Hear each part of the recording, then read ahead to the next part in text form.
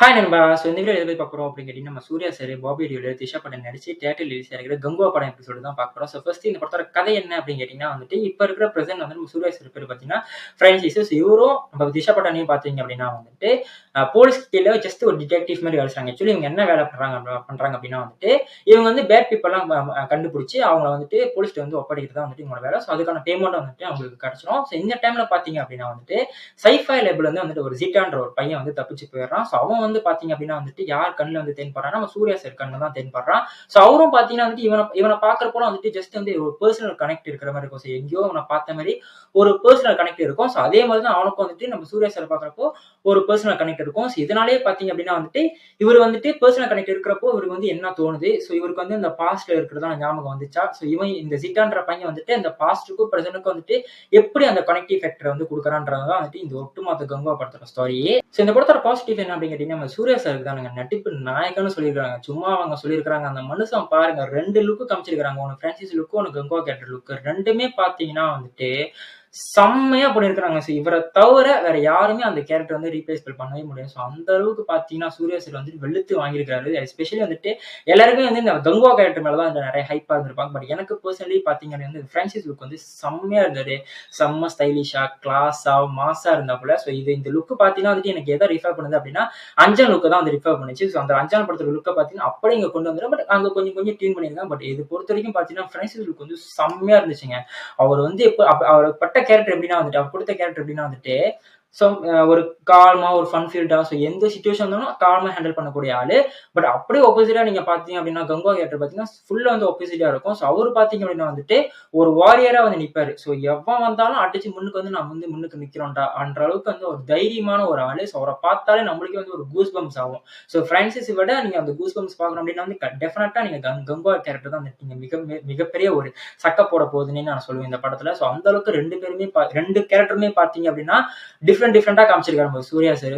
நட்டிப்பு நாயகன்னா சும்மா அவங்க சொல்லுவாங்க. அந்த அளவுக்கு பெருசா சம்பவம் பண்ணியிருக்காரு. சூர்யா சார் தவிர இந்த படத்தை நீங்க யாராச்சும் போட்டீங்க அப்படின்னா இந்த கேரக்டர் கொடுத்த அந்த ஒரு இம்பாக்ட் வேற யாருமே கொடுத்துருக்கேன் சொல்லுவேன். அடுத்து இருக்கிற அந்த அதர் கேஸ்ட் லைக் அந்த Disha Pathani, K Ravikumar, Yogi Babu, Kingsley, Bobby Deol இவங்கலாம் பார்த்தீங்க அப்படின்னா அவங்க கொடுக்கப்பட்ட ரோலுக்கு செட்டிலான ஒரு பெர்ஃபார்மன்ஸ் தான் கொடுத்துருந்தாங்க. அந்த அளவுக்கு ஆஹா ஓஹோன்னு சொல்ற அளவுக்கு இல்லைனாலும் நார்மலான ஒரு பெர்ஃபார்மன்ஸ் தான் குடுத்திருந்தாங்க. இந்த படத்துல இவங்கள தவிர வேற யாருமே பண்ணியிருக்க முடியாதா அப்படின்னு நம்ம நினைக்கிறோம். சூர்யா சார தவிர வேற யாராச்சும் பண்ணியிருந்தா அந்த ஒரு கேரக்டர் ரீப்ளேஸ்பிள் பண்ணியிருக்க முடியாது. அது உண்மையாவே டெஃபினட்டான ஒரு விஷயம். நீங்க படம் பார்க்கறப்போ உங்களுக்கு தெரியும். பட் மத்த கேரக்டர்லாம் பார்த்தீங்க அப்படின்னா இந்த கேரக்டர் நீங்க வேற யாரும் கூப்பிட்டா கூட கண்டிப்பா பண்ணுவாங்க. அந்த அளவுக்கு பெருசா ஒரு ஸ்கோப் இல்ல. சூர்யா சார தவிர அந்த அளவுக்கு பெருசா அந்த ஒரு ஸ்கோப் கிடையாது. நார்மலா யாரு கொடுத்தாலுமே அந்த ஒரு கேரக்டர் பண்ணக்கூடிய ஆளு. அதே மாரி இந்த படத்துல இவங்கள போட்டது இந்த படத்துக்கு என்ன தேவையோ அது ஒரு செட்டிலான பெர்ஃபார்மன்ஸ் தான் குடுத்திருந்தாங்க.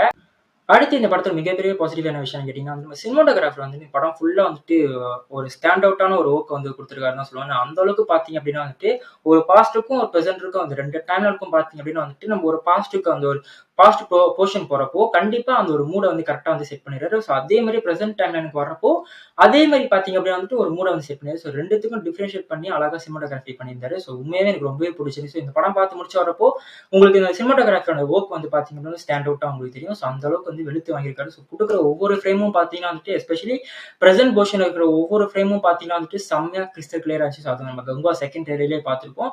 உண்மையாவே எனக்கு சினிமாட்டோகிராஃபி இந்த படத்துல ஒரு மிகப்பெரிய பாசிட்டிவ்னு சொல்லலாம். அடுத்து இந்த படத்துல பார்த்தீங்கன்னா இந்த விஜுவல்ஸ் அந்த ப்ரொடக்ஷன் வெளிய இருக்கு பார்த்தீங்களா? உண்மையா மிகப்பெரிய ஒரு அப்ரிசியேஷன் குடுத்தே ஆகணுங்க. எஸ்பெஷலி அந்த டைரக்டர் சிறுத்தை சிவாக்கு குடுத்தே ஆகணும். ஏன் சொல்றேன் அப்படின்னு கேட்டீங்கன்னா இவரோட முந்தின படம் அந்த அண்ணாத்தலை இருக்கு பார்த்தீங்களா? அந்த படம் பார்த்தீங்கன்னா விஜுவல்ஸ் அந்த அளவுக்கு செம்மையா இல்ல. ஏன்னா அது ஒரு ரூரல் டிராமானால விஜுவல்ஸ் அந்த அளவுக்கு செம்மையா கம்பேர் பண்ண முடியல. எனக்கு தெரிஞ்சு ஒரு விஜுவல்ஸா செம்மையா காமிச்சதுன்னா கங்குவா வரதுக்கு முன்னாடி விஜுவல்ஸா செம்மையா காமிச்ச படம்னா நம்ம விவேகம் தான். அந்த டைம்ல பார்த்தீங்கன்னா விஜுவல்ஸா செம்மையா விவேகம் இருந்துச்சு.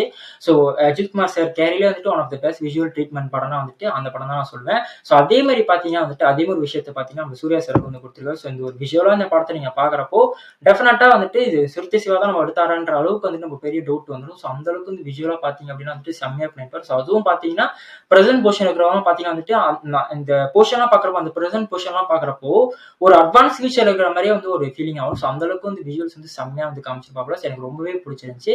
அடுத்து இந்த படத்துல மிகப்பெரிய பாசிட்டிவா பட்ட விஷயம் கேட்டீங்கன்னா நம்ம டிஎஸ்பியோட பிஜிஎம் அண்ட் சாங்ஸ் பார்க்குறப்போ வந்துட்டு படம் ரிலீஸ் ஆகிறதுக்கு முன்னாடி பார்த்தீங்கன்னா வந்து சாங்ஸ் எனக்கு அந்த அளவுக்கு பெருசா ஈடுபாடு இல்ல. பட் தியேட்டர்ல பார்க்குறப்போ அந்த தியேட்டரிக்கல் மூவ்மெண்ட்டோட சேர்ந்து அந்த சாங்ஸ் எனக்கு ரொம்பவே பிடிச்சிருந்துச்சு. அதே மாதிரி டிஎஸ்பியோட பிஜிஎம் பார்த்தீங்கன்னா பேக்ரவுண்ட் ஸ்கோர் பார்த்தீங்கன்னா வந்துட்டு ஓரளவுக்கு வந்து டீசென்ட்டா தான் பண்ணியிருக்கோம். அந்த அளவுக்கு ஆஹா ஓஹோன்ற அளவுக்கு இல்லனாலும் நார்மலான ஒரு டீசென்ட்டான ஒரு ஒர்க் தான் பண்ணியிருக்கோம். சில இடத்துலலாம் பார்த்தீங்கன்னா வந்துட்டு தெறித்து விட்டுருப்பாப்புல. ஸோ நெறைய இடத்துல அந்த ஃபைட் சீக்வென்ஸா இருக்கட்டும். ஸோ நெறைய இடத்துல பார்த்தீங்கன்னா வந்துட்டு அந்த சீன்ல வந்துட்டு டிஎஸ்பிக்கு வந்து பிஜிஎம் போடலாம் அப்படின்னா வந்துட்டு அந்த சீனே வந்து மொக்கையா போயிரும். பட் அந்த சீன் வந்து எலிவேட் பண்ண விதமே பார்த்தீங்கன்னா டிஎஸ்பி வந்துட்டு சூப்பரா பண்ணியிருப்பாரு. ஸோ எஸ்பெஷலி வந்துட்டு கங்குவா காட்டுற கேரக்டரா இருக்கட்டும். ஸோ அவரு ஃபைட் சீன் பண்றப்போ அவருக்கு போட்ட சாங்ஸா இருக்கட்டும். ஸோ அதுமாரி பாபி டியோலுக்கு கொடுக்குற அந்த பிஜிஎம் மட்டும் அதெல்லாம் வந்து சூப்பராவே ஒர்க் அவுட் ஆயிடுச்சு.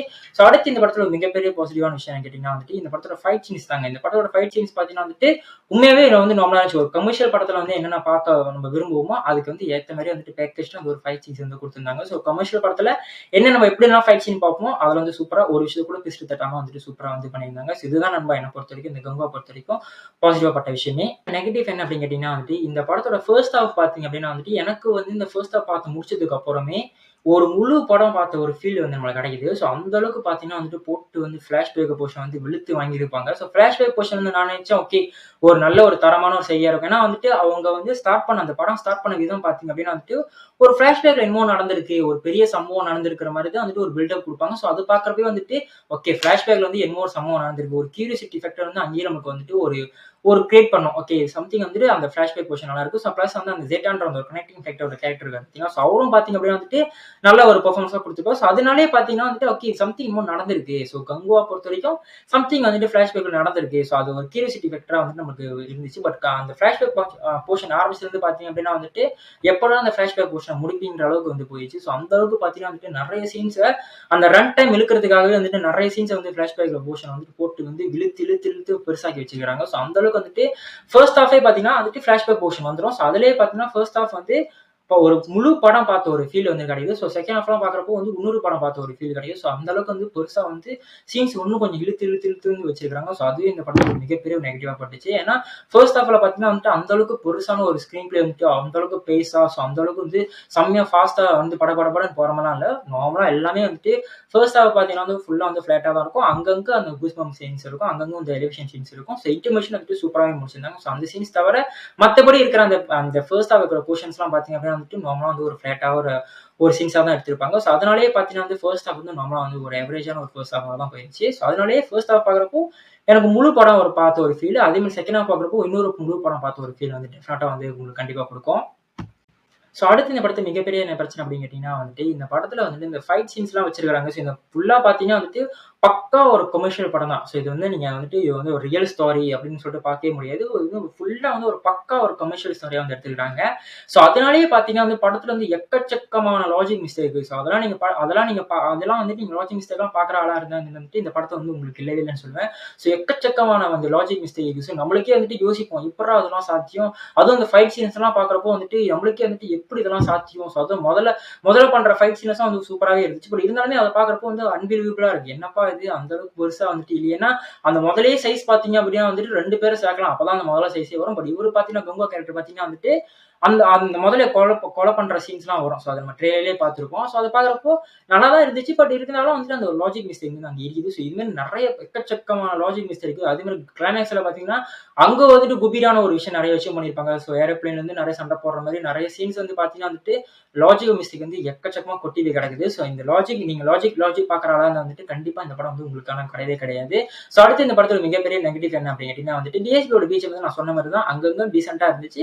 சில சீன்ஸ்லாம் வந்து எலிவேஷன் பண்ணிப்பாரு அப்படின்னு சொல்லிட்டு. பட் இந்த படமே பாத்தீங்கன்னா டெக்னிக்கலி செம்ம சவுண்டா இருக்கிற படம். ஸோ அந்த டைம்ல வந்துட்டு நீங்க வந்து ஒரு அட்மாஸ் ஸ்கிரீன்ல ஒரு அட்மாஸ் சவுண்ட்ல நீங்க பாக்குறீங்க அப்படின்னு வந்து காது கண்டிப்பா கிழிஞ்சிரும். ஸோ இந்த படம் வந்துட்டு அந்த அளவுக்கு பெருசா சவுண்ட் கொடுக்கக்கூடிய ஒரு படமா இருக்கவே கூடாது. ஏன்னா இந்த படம் பாத்தீங்கன்னா அந்த அளவுக்கு சீன்ஸா பாத்துருவாங்க. சவுண்டா வந்து நீங்க எடுத்து வச்சிட்டீங்க அப்படின்னா அந்த சீன்ஸா போறப்போ அந்த அளவுக்கு வந்து பெரிய இம்பாக்ட் இருக்கு. ஸோ அந்த சவுண்டோட கொடுக்குறப்போ தான் வந்துட்டு அந்த பெரிய அந்த இம்பாக்ட் இருக்கும். ஸோ அந்த சவுண்ட் வந்து எதுக்கு இப்படி வச்சிருக்காங்கன்னு சொல்லிட்டு தெரியல. ஸோ அந்த அளவுக்கு டெக்னிக்கலி பாத்தீங்கன்னா இந்த படம் வந்து ஒரு பயங்கர ஒரு சவுண்டாவே இருக்குது. ஸோ அதனால வந்துட்டு இந்த சவுண்ட் பாக்குறப்போ மேபி நார்மலா அந்த சவுண்ட் ஒத்துக்காது. ரொம்ப சவுண்ட் ஒத்துக்காது வந்துட்டு கண்டிப்பா இந்த படத்துக்கு போறது வந்துட்டு கொஞ்சம் ஒரு பிரச்சனையா பட வேண்டிய ஒரு விஷயம் தான்.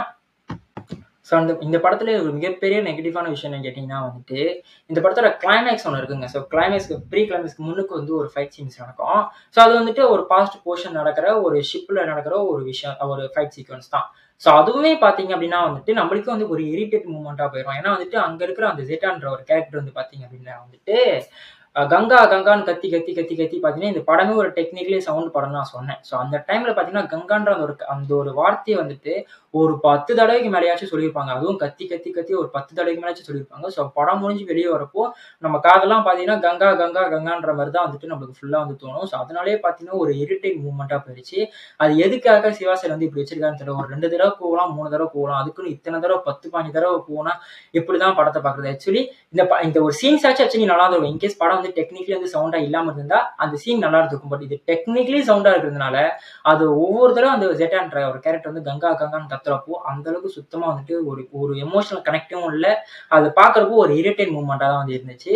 ஸோ இதுக்கப்புறம் வந்துட்டு பார்த்தீங்க அப்படின்னா வந்துட்டு, இந்த படத்துல அப்படி என்னதான் பிரச்சனை அப்படின்னு கேட்டீங்கன்னா வந்துட்டு, பொதுவாவே சிவா சார் படத்துல பார்த்தீங்கன்னா வந்துட்டு, எமோஷன்ஸ் வந்து ஒரு மிகப்பெரிய ஒரு சக்கப்போட ஒரு விஷயம். ஸோ அதே மாரி விஸ்வாசம் பார்த்திருப்போம். ஸோ அண்ணாத்தையே பார்த்தீங்க அப்படின்னா வந்துட்டு, நெறைய எமோஷன் சீன்ஸ் வச்சிருப்பாங்க. பட் அதுல வந்துட்டு நெறைய சீன்ஸ் பார்த்தீங்கன்னா வந்து செம்மையா வந்து ஒர்க் அவுட் ஆயிருக்கும். பட் இதுல பார்த்தீங்க அப்படின்னா வந்து கங்குவா பொறுத்தவரைக்கும் பார்த்தீங்க அப்படின்னா வந்துட்டு, அந்த படத்தோட ஸ்டோரி லைனே பார்த்தீங்கன்னா, அந்த ஒரு கோர் ஸ்டோரியே பார்த்தீங்க அப்படின்னா வந்துட்டு, ஒரு எமோஷன்ஸ் பேஸ் பண்ணி தான் வந்துட்டு இவங்க எடுத்திருப்பாங்க.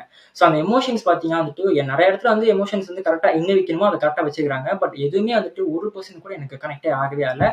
ஸோ நீங்க படம் பார்க்கறப்போ ஒரு எமோஷன்ஸா நீங்க படத்த பார்க்கறப்போ வந்துட்டு, உங்களுக்கும் அந்த படத்துக்கும் வந்து ஒரு டிஸ்டன்ஸ் வந்து எப்பவுமே மெயின்டெயின் பண்ணிட்டே தான் இருக்கும். ஸோ அந்த அளவுக்கு வந்து அந்த எமோஷன்ஸ் வந்து சுத்தமா 1% கூட கனெக்ட் ஆகல. பட் அங்கங்க எங்கெங்க தேவையோ அதெல்லாம் வந்து கரெக்ட்டா வச்சிருக்காங்க. ஏன்னா அண்ணாத்துல பார்த்தீங்கன்னா வந்து சும்மா சும்மா வந்து எமோஷன் சீன்ஸ் வச்சிருப்பாங்க. ஸோ அது வந்துட்டு ஓவர் டோஸ் ஆஃப் ஆயிடுச்சு.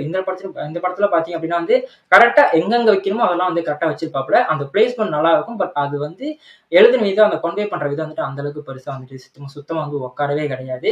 ஸோ இதுதான் நம்ம இந்த படத்த பொறுத்தவரைக்கும் எனக்கு வந்து இந்த படத்த பொறுத்தவரைக்கும் நெகட்டிவா பட்ட விஷயம். ஸோ நீங்க ஒண்ணும் இந்த படத்த பார்க்கல அப்படின்னா, தயவு செஞ்சு இந்த படத்த வந்துட்டு நீங்க வந்துட்டு இது ஃபுல்லா வந்து ஹைப்பா இருக்கு, எக்ஸ்பெக்டேஷன் இருக்கு. கண்டிப்பா ஒரு எக்ஸ்பெக்டேஷனோட இந்த படத்துக்கு போவேன் அப்படின்னு நெனச்சுட்டு மட்டும் போயிறாதீங்க. உங்களுக்கு கண்டிப்பா ஒரு டிசப்பாயின்ட்மென்ட் தான் மிஞ்சும். ஸோ ஓகே, நான் சூர்யா சார் வந்து ஒரு 2.5 இயர்ஸ்க்கு அப்புறம் இந்த படத்த நான் பார்க்க போறேன்ப்பா. ஸோ கண்டிப்பா இந்த படம் வந்துட்டு எனக்கு ஒரு சூர்யா ஃபேனா வந்துட்டு கண்டிப்பா வந்துட்டு ஒரு மிகப்பெரிய ஒரு வெற்றி அடையணும்னு நெனச்சு பார்த்தீங்கன்னா வந்துட்டு, கண்டிப்பா அந்த படம் ஒரு ஒரு ஒரு நார்மலான ஒரு சாட்டிஸ்ஃபேக்ஷன் கண்டிப்பா குடுக்கும். ஸோ இதுதான் நண்பா. பை நண்பா.